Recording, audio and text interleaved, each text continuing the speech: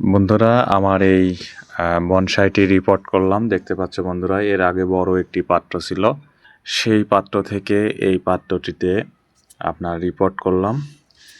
এর শিকড়গুলো নিচে একটু কেটে দিয়েছি, দেখতে পাচ্ছ বন্ধুরা। তো এখানে আমি কয়েকটা পাথর দিয়ে দিব, এতে করে গাছটি দেখতে একটু ভালো লাগবে। এবং এই পাথরগুলো আমি পানি দেওয়ার পরে ভিজে থাকবে, যার কারণে গাছটি এই নতুন পরিবেশে অ্যাডজাস্ট হয়ে যাবে। প্রিয় দর্শক বন্ধুরা,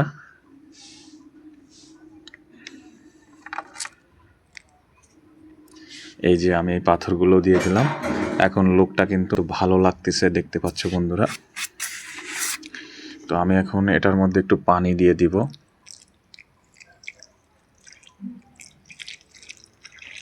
কারণ গাছটার শিকড় কেটে দিয়েছি, এবং এই পটের নিচে একটি ছিদ্র আছে, যাতে করে আমরা অতিরিক্ত পানি দিলে এই পানিটুকু কিন্তু বের হয়ে যাবে।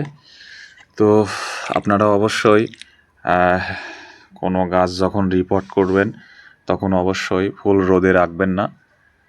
এই গাছটি আমি এখন ছায়া স্থানে রেখে দেব, এবং কয়েকদিন পরে গাছটি অ্যাডজাস্ট হয়ে গেলে তখন একে আবার রোদের সামনে হাজির করব ইনশাল্লাহ। সবাই ভালো থাকবেন, এবং পরবর্তী আপডেট পেতে অবশ্যই আমাদের পেজটি ফলো দিয়ে পাশে থাকবেন। আসসালামু আলাইকুম রহমতুল্লাহ।